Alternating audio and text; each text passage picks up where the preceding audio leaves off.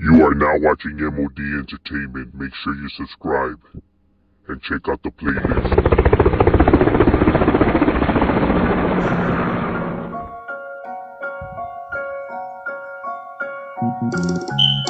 I grew up hearing gunshots in the late night. Ghetto bird, police sirens as a mother cries.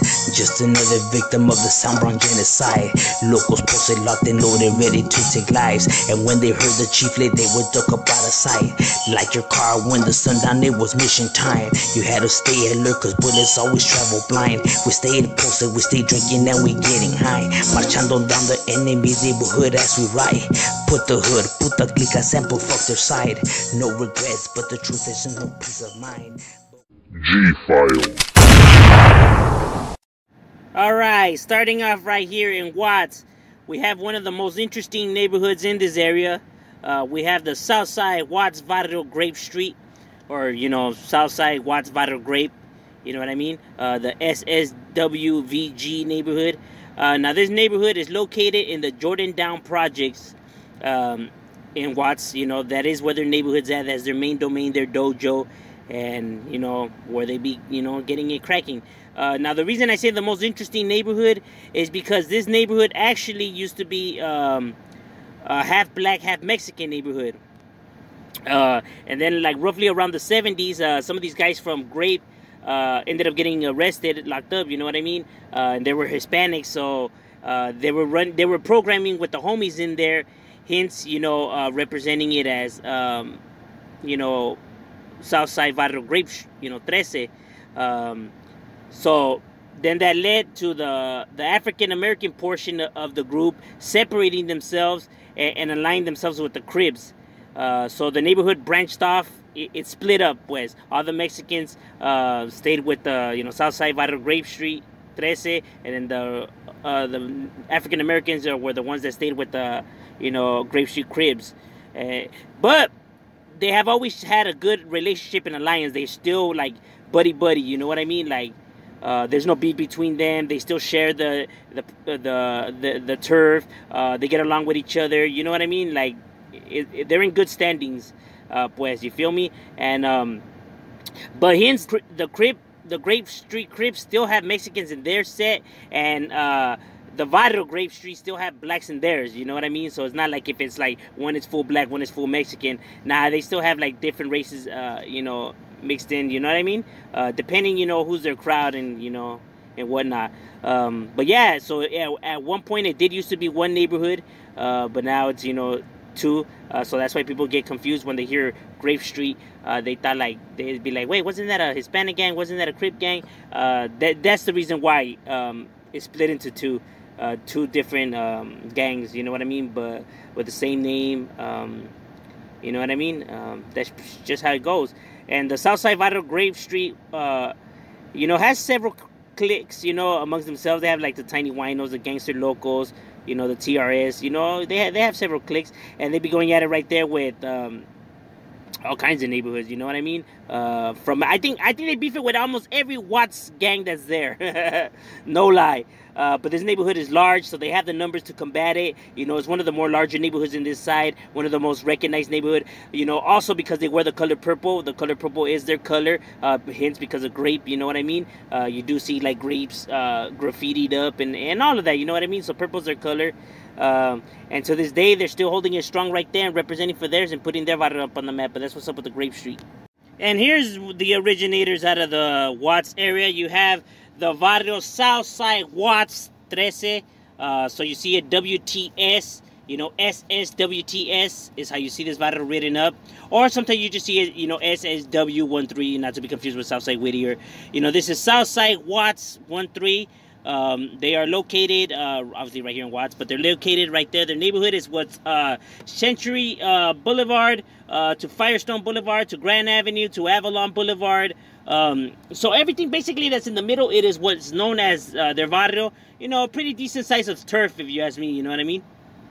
It's pretty large. The Southside Watts neighborhood, KMT is a part of their neighborhood. It's a clica off of Watts. I know a lot of people think that KMT is their own gang. They were a tag banging crew, that was working their way up, that stood for Crazy Mexican Town. You know what I mean? They were working their way up, but instead got into the Watts neighborhood and became a clique off of Watts. So KMT is not their own gang. They're a clique off of the Southside Watts neighborhood. You feel me? It's one of the cliques that you see up a lot. You know what I mean? When you see the graffiti and stuff like that, because they have several cliques. Like they have the Winos, that's another one that, you know, a lot of people hear about. They have the 97th Street, they have the 93rd Street, you know, because that's the areas in which they hang out. That's their main domain, their terrains, you know what I mean, where they be handling business, you know, so you know, it'd be their cliques that they be right there representing with. And hey, Southside Watts 1-3, it may not be as large as it once was, because before it was the dominant hood, but now with so many gangs that just popped up, and you know, makes recruitment a lot harder. You know, they're not as large, but still have numbers on their side. You feel me? They've been around already right here, I was told, since the 50s, you know, 60s, por ahí. So, you know, the Southside Watts be doing their thing right here, representing it and holding it down for theirs, representing still to this day and holding it down. Another neighborhood that you have right here in Watts, you have the Watts Barrio Elm Street. Not to be confused with Elmwood or none of that, you know what I mean? This is Elm Street, you know what I mean? Located right here in Watts, on Elm Street, you know, that is where they're located at. Elm Street is between Bandera Street and Fair Avenue, where from Firestone Boulevard and 92nd Street. That's where you can find the Elm Street, you know what I mean, and those residential, you know, houses, apartments, and all of that. You know, that's their main base, their home dojo, where they be holding it down. And this barrio is pretty large, you know what I mean? It's decent in size, you know what I mean? And very well known, because this neighborhood has already been right here since the 60s. So they already been right here for a long time, you know what I mean? Still, you know, not one of the largest neighborhoods in Watts, but you know what I mean? But they got their manpower, because, you know, they go at it heavily with Barrio Grape Street. They've been beefing it, for a long time, since like the start. You know what I mean? But they seem to be cool with, like, you know, like Southside Watts and, you know, sets like that, you know, because they tend to beef it more with, like, Florence, Grape Street, you know, and, you know, sets like that. But the Elms still be holding it down right here, representing for theirs. You know what I mean? These guys, you know, are some riders, you know, down homies that are still functioning. You still see them up. You know what I mean? These guys ain't no chumps, ain't no cowards. Shout out to the homie Cowboy from Elm Street. You know what I mean? Firme camarada. And shout out to all the homies from Elm that be holding it down. Now here we have the WCW neighborhood. Not to be confused with the wrestling label. This is Watts Colonia Wiggins. Watts Colonia Wiggins is a notorious neighborhood right here in Watts, homie. This is one neighborhood that gives law enforcement definitely a hard time. These guys are no chumps, no pushovers. They're with the business, homie. You get what I mean? As a matter of fact, this neighborhood has made the news a few times. They're one of the neighborhoods that law enforcement do warn people about. You know, they even have members that are like on America's Most Wanted, you know, with like $1 million ransoms and all kinds of, reward for tips. And I'm telling you, man, these guys are crazy, homie. This neighborhood is, you know, well known through this area. You know what I mean? They with the business, my boy. They get it on and cracking right there. You feel me? Now, their neighborhood has been already right here since the 70s, so not as old school as like some of these other neighborhoods that are around in this area. And they're not as large, but nonetheless, homie, even though they're not as large, they kick it up, homie. Like, they be getting it cracking, you know what I mean? You can find them close to like 110th Street, you know what I mean? Is where you can find this neighborhood. And like I said, homie, these guys are with the business, homie. They be going at it right there, you know, pretty machine with like the Grapes, the Suicide Watts, a few other sets.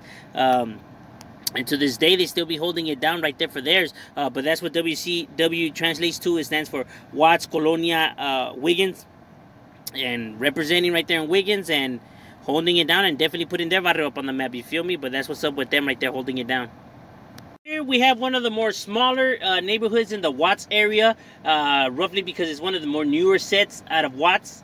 Been around since the 80s, late 80s is when I was told this neighborhood was established, or late 80s, early 90s. You have the Ivy Street Watts. Now, the Ivy Street Watts, as you see it up, IVS, you know what I mean? ST, So the Ivy Street Watts is located right there on Ivy Street. Is where you can find their neighborhood. You know what I mean?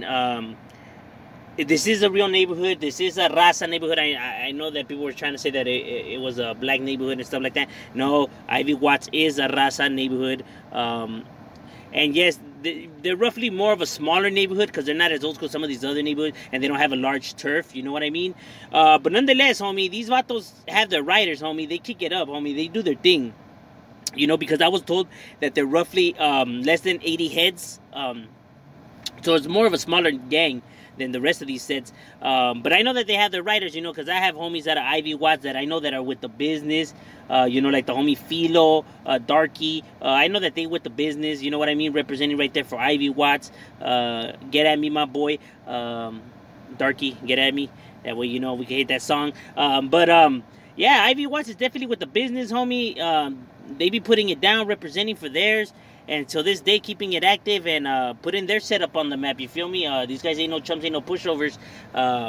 You know what I mean? You roll down right thinking that, you know, that ain't nothing, homie. You might get popped. It'd be crazy, homie. Like I said, it cracks everywhere and anywhere, homie. All it takes is one time. But that's what's up with the Ivy Watch right there representing for theirs.